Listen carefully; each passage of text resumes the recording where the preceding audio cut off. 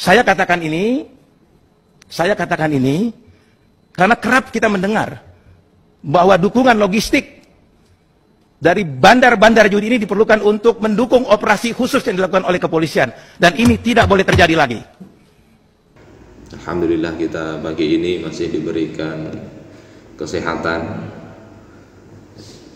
diberikan kesempatan untuk hadir di majelis kita di masjid yang mulia ini. Mudah-mudahan Allah catat sebagai kebaikan, keberkahan, dan menambah timbangan kebaikan kita kelak di hari akhir. Amin ya rabbal alamin. Pada sebulan yang lalu kita telah membahas tentang tasarruf atau pengelolaan kepemilikan, karena harta itu tidak sekedar ditanya min aina iktasabah, dari mana engkau peroleh, tapi juga ditanya tentang wa fima anfaqah, engkau belanjakan di mana. Minggu lalu kita bahas, bulan lalu, tentang infak, sedekah, hibah, hadiah, dan seterusnya, termasuk yang haram, yang halal, karena bisa jadi namanya disebut diganti dengan infak, tapi hakikatnya suap. Hadiah hakikatnya adalah gratifikasi yang haram. Sudah kita bahas di pertemuan bulan lalu. Pagi ini insya Allah kita membahas satu juga hal yang dilarang, dan ini dosa besar terkait dengan pemanfaatan harta, yakni yang Allah singgung di dalam surah Al-Maidah. A'udzubillahi minasyaitonirrajim. Ya ayyuhalladzina amanu innamal khamru wal maisir wal ansabu wal azlamu rijsum min amali syaitan fajtanibuhu la'allakum tuflihun. Wahai orang-orang yang beriman, sesungguhnya khamr, wal maisir dan judi, wal ansab dan berhala, wal azlam dan mengundi nasib, rijsun itu najis, min amali syaitan termasuk perbuatan syaitan, fajtanibuhu maka jauhi dia, la'allakum tuflihun agar kalian itu beruntung. Satu poin yang insya Allah kita bahas tentang maisir, judi, karena perjudian ini marak, baik judi yang besar maupun yang kecil, baik yang itu kita merasa berjudi ataupun masyarakat itu tidak merasa berjudi. Kucingnya diamankan. Mau ikut pengajian dia.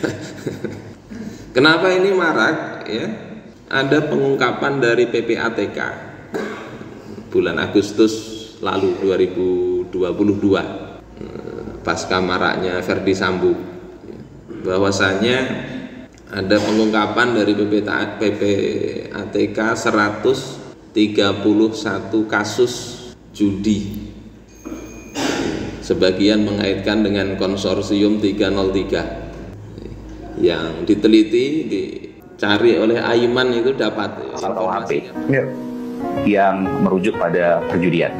Makanya disebutkan istilah konsorsium 303. Ada 2 episode dari program Aiman, investigasi Aiman, yang membongkar itu, dan memang ada ya. Dan ini bukan hanya dari katanya-katanya, tapi ini yang mengatakan satu dari narasumber yang memang dia berkutat di dalam konsorsium. Aiman mendapatkan eksklusif. Yang kedua, ada purnawirawan yang juga mengetahui beberapa nama yang kemudian di sana, jenderal. Yang ketiga, ada juga purnawirawan yang lain. Yang keempat, ada juga purnawirawan polisi, semua purnawirawan polisi ya, yang kemudian sekarang ada di struktural di Kompolnas. Yang ketiga, informan-informan dari Aiman yang ada di dalam internal kepolisian yang masih aktif, dan juga internal tubuh aparat negara yang lain. Informasi-informasi itu tentu menjadi hal yang menarik untuk dikumpulkan dan di cross check, dilakukan pengecekan. Dan kesimpulannya adalah ada. Dan polisi, Kapolri dalam hal ini, Pak Jenderal Listio Sigit Prabowo juga sudah berjanji bahwa ia akan menuntaskan dan mengatakan bahwa konsorsium 303 itu ada. Tetapi ditolak, itu aparat katakan itu hoax. Jadi judinya betul ada, ditemukan 131 kasus, tapi tentang konsorsium itu ya masih simpang siur. Itu baru di wilayah Jakarta, Depok, dan Tangerang dan Bekasi. Dan putaran dana diperkirakan dalam perjudian itu mencapai 155,45 triliun rupiah. Jadi dana yang berputar di judi itu Uang segitu banyak ya, 1 triliun aja banyak. 1 triliun itu 1000 miliar. Ini 155,45 triliun. Tidak terbayang itu duitnya seapa itu. Ya, suruh ngangkat nggak kuat kita. Dan yang lebih parah lagi sebetulnya bukan perjudiannya. Ada dulu usulan dari DPR Komisi 3 itu pernah mengusulkan supaya ada legalisasi narkoba dan perjudian di Bali. Karena melihat potensi dananya besar, bisnis menguntungkan ini. Di samping bisnis yang paling menguntungkan itu kan senjata, wanita, narkoba ini, narkoba. Jadi jualan senjata, jualan perempuan. Jualan perempuan menguntungkan karena apa? Tidak banyak modal, tidak banyak modal. Narkoba itu juga menguntungkan karena dengan modal sedikit, bawanya ringan, cukup pakai saku aja, duitnya banyak putarannya. Kalau sampean jualan semen itu harus berat bawanya, keuntungannya sedikit. Sehingga ada yang usulkan itu, tapi alhamdulillah ditolak itu ya. Di Bali katanya diusulkan itu. Dan sebetulnya tidak baru ini, mulai dulu itu sudah ada perjudian. Perjudian mulai dulu sudah ada, sehingga tidak kemudian oh ini kan sudah adat ini. Kalau sudah adat jadi boleh. Nah begitu, seperti beberapa hari yang lalu ketika utusan Amerika mau datang, siapa? Jessica Stone, utusan untuk LGBTQI+. Ada seorang putri kiai yang mengatakan LGBT itu, gay itu sudah ada sejak zaman Nabi, maka perlu dilindungi. Ini mikirnya macam-macam itu. Kalau ada sejak zaman Nabi, harusnya akan dilihat bagaimana sikap Nabi kepada mereka. Itu yang dicontoh, bukan karena ada pada zaman Nabi terus dilindungi. Kalau gitu, pencurian juga ada zaman Nabi, mesti dilindungi. Perampokan ada pada zaman Nabi, mesti dilindungi juga. Perzinaan ada juga, dilindungi juga. Jadi orang kadang jadi public figure itu ngeri-ngeri juga ya, ngomong begitu berat itu tanggung jawabnya. Orang yang tidak paham akhirnya ini juga ya, oh iya ya ada zaman Nabi. Ya memang ada, setan aja sejak zaman Adam juga ada. Maka setan mesti dilindungi. Perjudian memang sejak dulu ada, makanya turun ayat tentang perjudian. Ya, bukannya mesti dilindungi, bukan ini sudah adat nenek moyang budaya yang mesti dilestarikan, tidak begitu. Harus diubah itu. Biasa di Jawa biasa dulu. Masyarakat yang nggak ngerti agama kalau mau pengantenan main judi malamnya itu. Bahkan mulai kecil itu diajari berjudi nanti. Ya. Perjudiannya judi kecil-kecilan itu main kartu. Ya, kita dulu kan begitu, nggak ngerti hukum. Tapi karena masih kecil itu kan belum berdosa ya. Tapi diajari main kartu. Nanti yang menang ya, diambil kartunya. Main karet, main kelereng. Itu terpenuhi unsur judi, terpenuhi. Yang kalah habis kelerengnya, yang menang banyak kelerengnya. Nanti dia jual, menguntungkan. Termasuk sekarang online, main game dan sebagainya. Atau bahkan masuk dalam perlombaan-perlombaan. Perhatikan nanti ada perlombaan itu, entah itu perlombaan memancing ya, bahkan sampai perlombaan azan sekalipun. Kalau memenuhi syarat perjudian itu perjudian. Meskipun namanya diubah. Kalau dulu waktu Kemensos ya, Bakhtiar Hamzah itu ada bikin judi namanya SDSB, sumbangan apa itu? Dana sosial berhadiah, sudah tua berarti. Ada itu dulu SDSB. Kemudian dikasih nama itu asuransi namanya, bukan judi, tapi SDSB. Sebelumnya di Jakarta dulu ada gubernur yang dulu itu ada lotre nasional, Porkas. Sekarang mungkin masih sembunyi-sembunyi kupon putih kali ya, masih ada ya. Saya ketika ngisi di penjara itu ada orang begitu. Tapi dia rajin selamatan. Ya, bosnya kupon putih tapi rajin selamatan. Ya, ngundang orang baca manaqib dan sebagainya. Tujuannya apa? Supaya selamat, nggak ketangkap polisi. Supaya rezekinya berkah, banyak perezekian ya. Yang nebak-nebak itu gagal semua. Ya Allah. Ini padahal termasuk dosa besar, sebagaimana di dalam Mausu'al Fiqhiyah dikatakan ittafaqal fuqaha, para ahli fikih sepakat ala tahrimil maisiri fil jumlah, kepada haramnya judi secara global begitu, walaupun nanti rincian-rinciannya berbeda, tapi judi itu haram, itu sepakat para ulama karena dalilnya tegas tadi di dalam Al-Quran, yakni yang saya bacakan di awal tadi. Allah sebut itu pertama najis, kedua Allah tegaskan itu perbuatan setan, yang ketiga Allah larang fajtanibu, ya. Kurang apa lagi? Sebut najis itu sebuah perkataan yang kalau kita disebut najis itu menyakitkan, itu menyakitkan, najis ya. Dan itu Allah yang nyebut. Terus apa sih maisir itu? Al-maisiru lughatan qimarul arab bil azlam. Maisir itu secara bahasa maknanya adalah perjudiannya orang Arab dulu bil azlam, dengan anak-anak panah. Jadi diundi, wasilahnya dulu anak panah. Apakah kemudian ini hanya berlaku untuk anak panah saja? Ya enggak. Para ulama kemudian memahami ini berlaku umum. Entah itu pakai anak panah, entah itu pakai dadu, entah itu pakai macam-macam untuk tebak-tebakan itu. Kata Imam Ibnu Hajar Al-Haytami Al-Makki, al-maisir al-qimaru bi ayyi naw'in kana. Maisir dalam ayat ini maksudnya adalah judi, qimar, bi ayyi naw'in kana, dengan apapun bentuknya, ya, bentuk perjudian itu, apapun bentuknya, yang kelihatan islami sekalipun mungkin ya.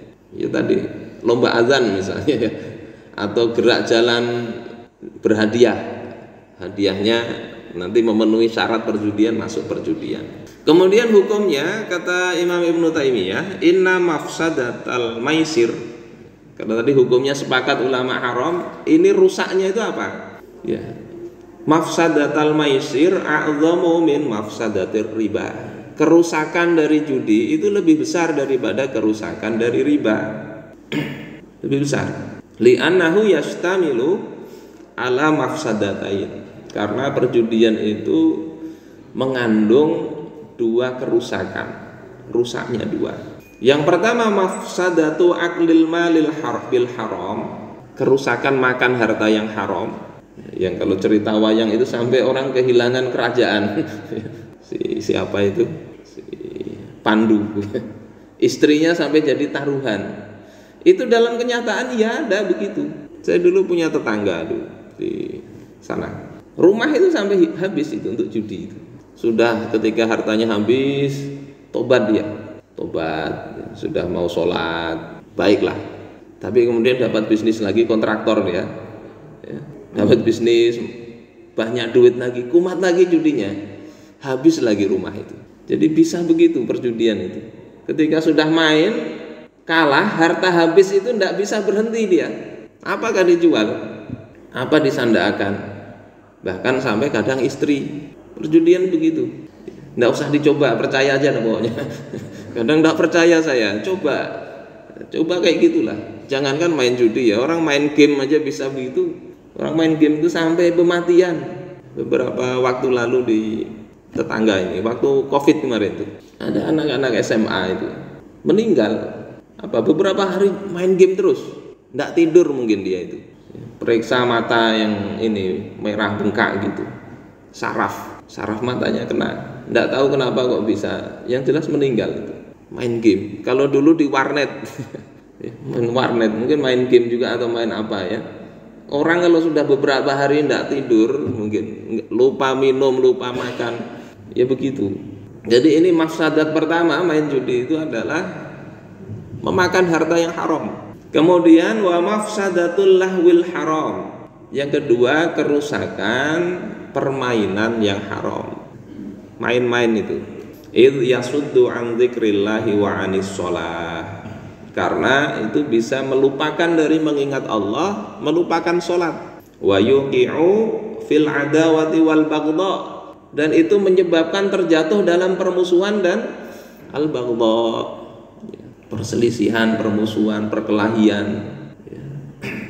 Walihada hurrimal maisir qabla tahrimir riba. Karena inilah maka judi itu lebih dahulu diharamkan daripada riba pada masa Rasulullah dulu.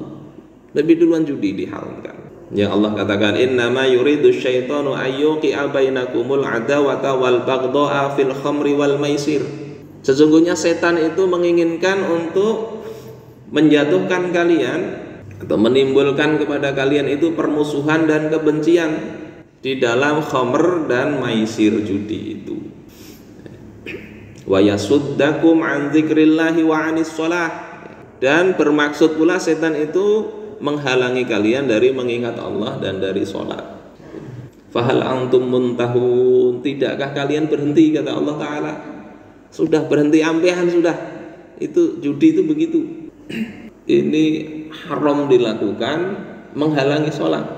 Ada saya baca di kitab Ihya itu. Jadi kalau di sini menghalangi dari mengingat Allah, sekedar membuat lalai dari Allah saja, para ulama yang makomnya tinggi itu mereka tidak mau. Ada Sirri As-Saqati, itu beliau menghitung ketika makan itu mengunyah makanan itu menghabiskan waktu berapa kali zikir, dihitungi, lupa saya berapa kali zikirnya. Setelah itu beliau berprinsip tidak usah dikunyah aja karena mengurangi zikir kepada Allah, jadi tidak usah dikunyah. Ya untung kalau makanannya tidak keras ya. Nah ini berapa banyak waktu terbuang cuma-cuma, padahal dengan itu kita bisa banyak berzikir kepada Allah Ta'ala, baik zikir lisan maupun zikir batin di hati. Ketika main judi kada lagi ingat kepada Allah Ta'ala. Jangankan zikir, sholat aja tidak bisa jadi. Saudara-saudaraku sekalian yang dimuliakan oleh Allah Subhanahu Wa Ta'ala, dan ini realitasnya betul-betul terjadi ya. Di ini tanggal berapa itu? Awal tahun 2022, sampai lupa pakai kacamata saya, pantesan tidak jelas. Awal Januari 2022 itu ada berita seorang pria bernama Abdul Hafiz, 34 tahun di Palembang, itu dibunuh gara-gara apa? Main judi. Main judi, kalah, tidak mau bayar, dibunuh oleh temannya. Jadi main judi ini harus amanah, jujur. Ya, kalau kalah ya dibayar, kalau enggak dibunuh orang. Salah penempatan ya, kalau menepati janji, amanah, ikhlas, jujur, itu enggak bisa diterapkan pada perjudian. Walaupun begitu, judi yang amanah, jujur, disiplin, tidak menipu, tidak bisa disebut perjudian syariah. Tetap haram, tetap haram. Yang baru ini ya, bulan lalu tanggal 2 November itu di Depok ya, kalah judi online, seorang ayah rela membantai keluarganya. Jadi anak kecil yang mau berangkat sekolah, anaknya sendiri digoroknya, istrinya teriak-teriak, dibunuhnya. Akhirnya ditangkap di Polres Depok. Bisa sampai seperti itu, hilang akal. Dan perjudian ini tadi kata di dalam kitab fikih tadi, berbagai macam jenis itu tetap haram ya, bahkan kata Profesor Maurice Allais, peraih Nobel Ekonomi tahun 97, itu dalam tulisan beliau The Monetary Condition of an Economy of Markets, dia nyebut bursa saham di dunia ini sebagai big casino, kasino besar dengan meja judi yang tersebar ke seluruh antero dunia, mulai dari New York, London, Hong Kong, Tokyo, Frankfurt hingga Paris. Jadi sama main judi di situ. Walaupun sebetulnya kalau kita lihat unsur-unsur judi masih belum terpenuhi, tapi mirip perjudian itu. Dan korbannya lebih banyak lagi. Dalam hitungan menit itu bisa ratusan miliar hilang. Main saham itu, bursa sahamnya. Kita tinggal beli, menghadapi layar komputer aja dia. Ada yang pakai software. Pokoknya kalau ada harganya turun dia beli, kalau ada naik dia jual. Banyak yang bangkrut juga begitu. Meskipun yang menang-menang terus ini kekayaannya cepat dia. Bapak saudara-saudaraku sekalian yang dimuliakan Allah Subhanahu wa taala, bukan hanya berjudinya, mengajak berjudi itu juga sudah haram. Walaupun nggak main. Dalam hadis riwayat Imam Muslim dari Abu Hurairah radhiyallahu taala an, Qala Rasulullah sallallahu alaihi wasallam, man halafa faqala fi halifihi wallati wal uzza falyaqul la ilaha illallah. Kata Rasulullah, siapa yang bersumpah dengan mengatakan dalam sumpahnya itu demi Lata dan Uzza, demi berhala atau demi apa misalnya yang itu merupakan sesuatu yang untuk menyekutukan Allah, falyaqul la ilaha illallah, maka hendaklah dia bersyahadat lagi, ucapkan la ilaha illallah. Wa man qala li sahibihi ta'al uqamirka, dan siapa yang berkata kepada sahabatnya, kemarilah, mari berjudi, falyatasaddaq, maka hendaklah dia bersedekah. Artinya apa? Kata Imam An-Nawawi di dalam syarah hadis ini, beliau katakan, qala al-ulama amara bis shadaqati takfiran li khati'atihi fi kalamihi bi hadhil ma'siyah. Rasul menyuruh orang ini untuk bersedekah sebagai kafarat, sebagai penutup kesalahan dia. Kesalahan apa? Fi kalamihi, kesalahan ngomong. Ayo kita berjudi, main-main. Hendaklah dia bersedekah untuk apa? Menutupi dosa dari dia berbuat ucapan yang maksiat ini. Wa qala al-Khattabi ma'nahu falyatasaddaq bi miqdari ma amara ayyuqami rabbih.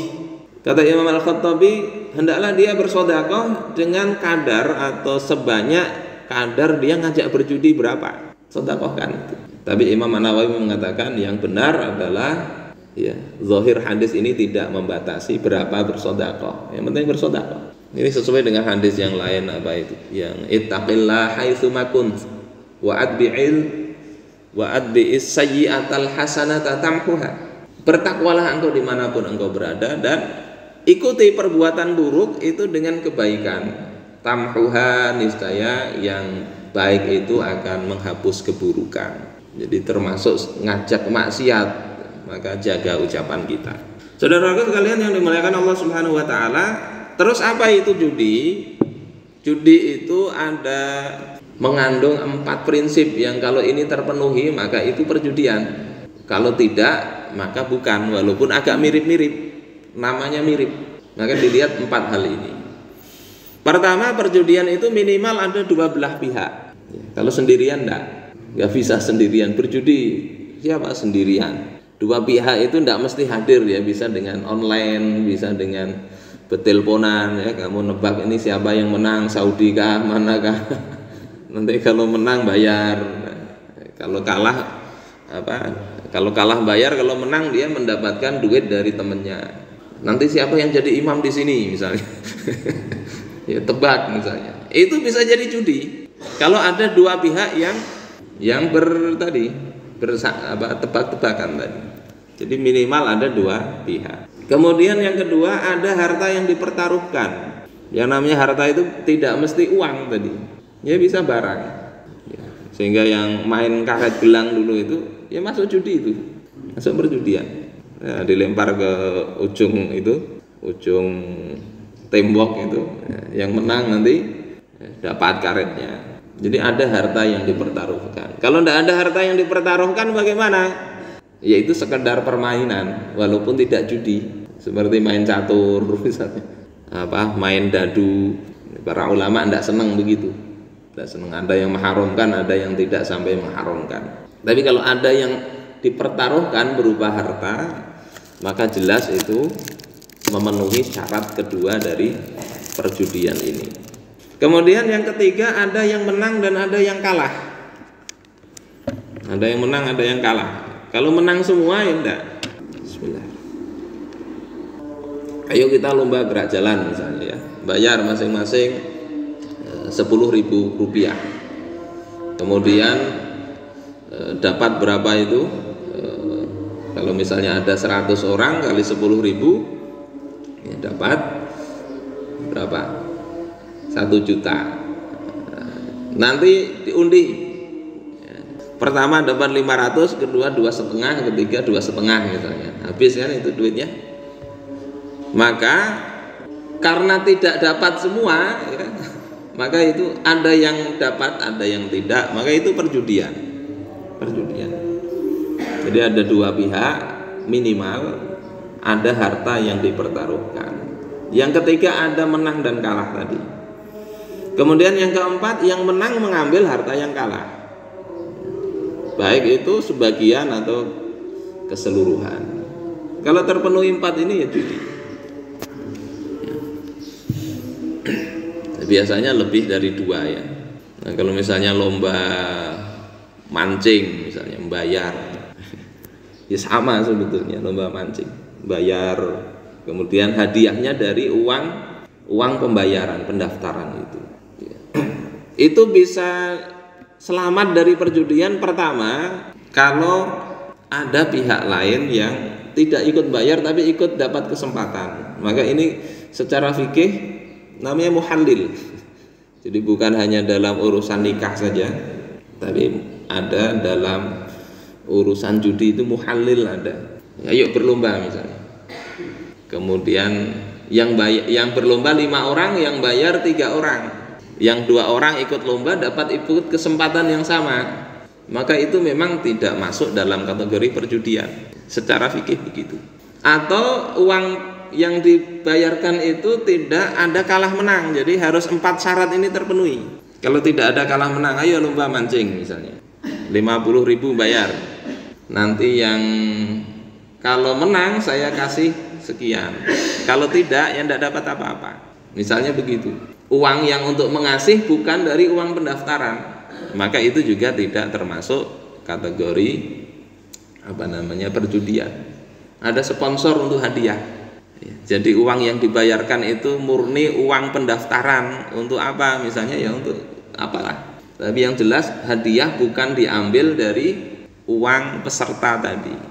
Misalnya pesertanya akhirnya pulangnya dikasih ikan semua misalnya, bisa begitu. Jadi tidak ada kalah, nggak ada menang. Walaupun nggak dapat, nanti pulang dapat uang seharga sekitar 50.000 dari uang pendaftaran tadi. Bapak saudara-saudaraku sekalian rahimakumullah, itu beberapa cara untuk keluar dari perjudian tadi. Beda dengan sayembara atau ju'alah. Kalau ju'alah misalnya, ayo kita berlomba, kalau Anda menang saya kasih 500.000, duitnya dari saya. Kalau Anda kalah, Anda tidak dapat apa-apa. Nah ini lain judi kalau begitu, bukan judi. Tapi kalau ayo nih, Anda bayar 2,5, saya 2,5, kalau menang saya kasih 500.000, maka itu perjudian. Karena ada 2 pihak, ada menang kalah. Mudah-mudahan Allah Subhanahu wa taala menghindarkan kita dari dosa perjudian ini, dan perlu kita perhatikan ya aktivitas-aktivitas kita di dalam kehidupan kita ini. Kadang tidak sadar ya, melakukan kelihatannya bagus ya, tapi masuk dalam kategori perjudian.